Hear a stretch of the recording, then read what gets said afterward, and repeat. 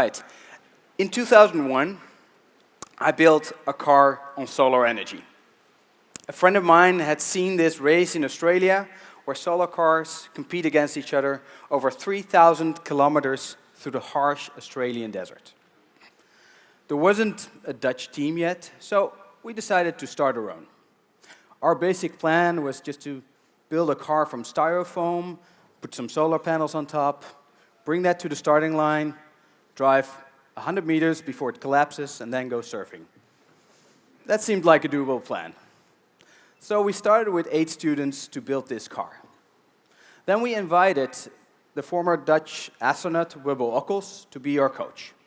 And he inspired us to think big and go for gold. So we all stopped our studies and started working on this project full-time. After a year of working day and night, we went with a car to Australia that had not driven 1 meter yet on solar energy. We were inexperienced, naive, but full of hopes. During the race, everything came together. We had a great race, and we won the World Solar Challenge. We even beat Honda world record.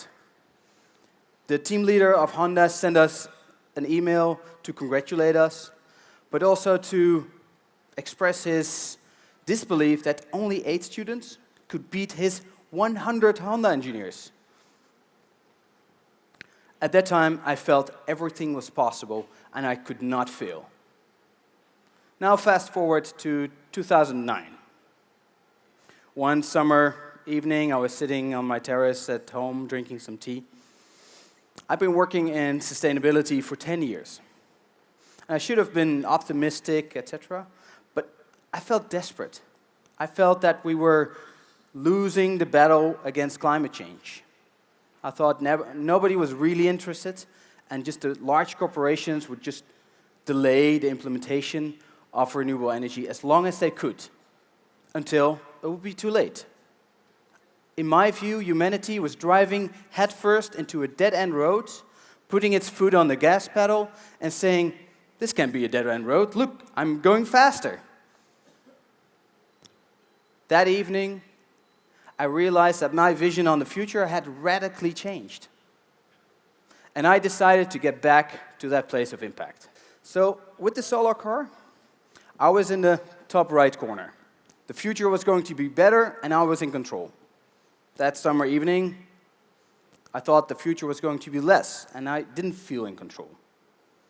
So I found this 3-step way to get back in that place of impact.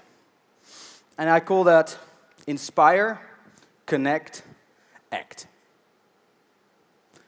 Let me walk you through that. So the first thing I knew I had to do is get inspired again. And that meant shielding myself from all the negative information that I was being bombarded with. Climate change, financial crisis, wars. I started to search for inspiration. I found that with Peter Diamandis' TED Talk on abundance. There, I learned 2 things. The first thing is I've been working in sustainability for 10 years, and I was getting more and more disappointed every year. And that was because I was looking at it in a linear way instead of into an exponential way. Solar energy is developing exponentially.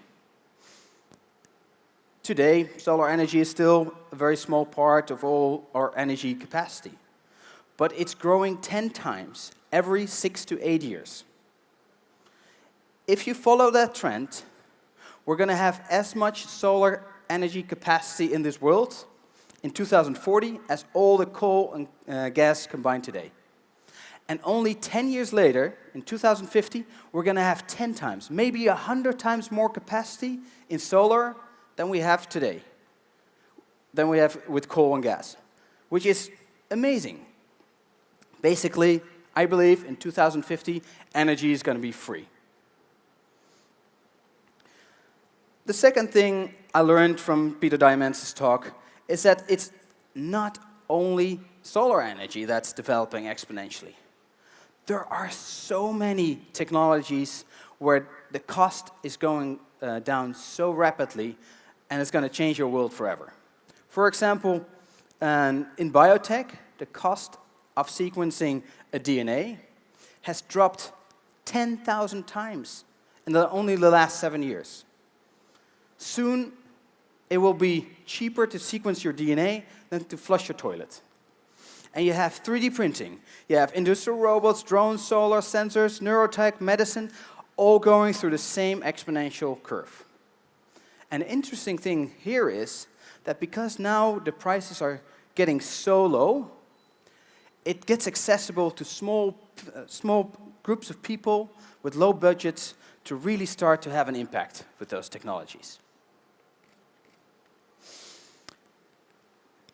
So that brings me back to connect.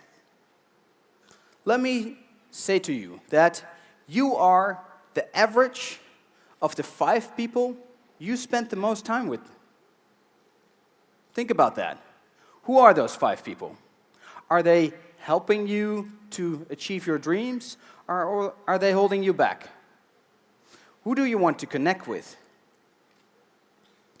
Because ultimately, inspire, connect, act works as a vicious circle. If you surround yourself with inspiring people, that will help you do inspiring things, which in turn will inspire the people around you to do more inspiring things. For me, I connected, for example, to the TEDx community. And I met so many beautiful, inspiring, and awesome people there. And that helped me to start acting again. So, just a couple of examples. Together with Nate Mook, who's a speaker here today, I organized a TEDx event on Everest. It was something I'd never dreamt of doing a couple years before. Thank you. Just a small group with a vision.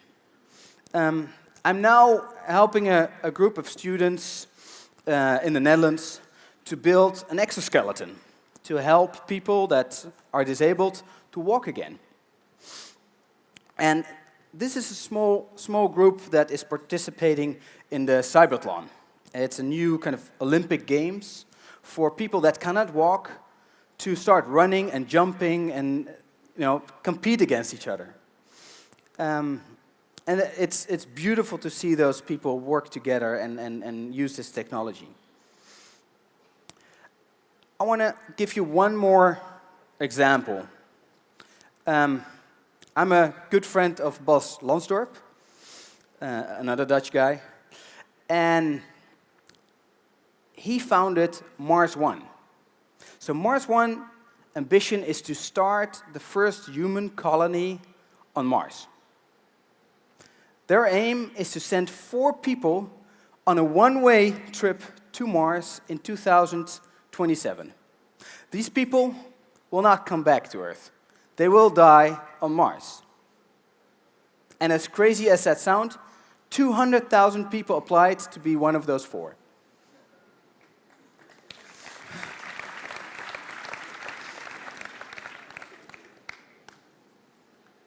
Bas, his plan cost about $6 billion.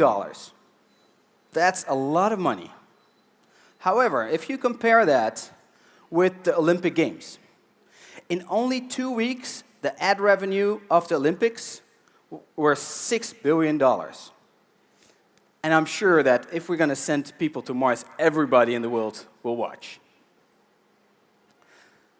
For me personally, the big potential of Mars One is not in Mars.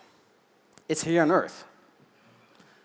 Because I believe that only by going to Mars, with all the difficulties and dangers that brings, it will help to realize here and look at the Earth for what it really is, our shared spaceship. We need to take responsibility for our spaceship. We can't quarrel all the time. We need to, clean up our act and work together. So, I know these are very big ambitions. But remember, these are all very small teams, normal people, not with massive budgets, but they dare to dream big. We're here now in Carthage, once the best city in the world, and I dare you to dream big. Thank you.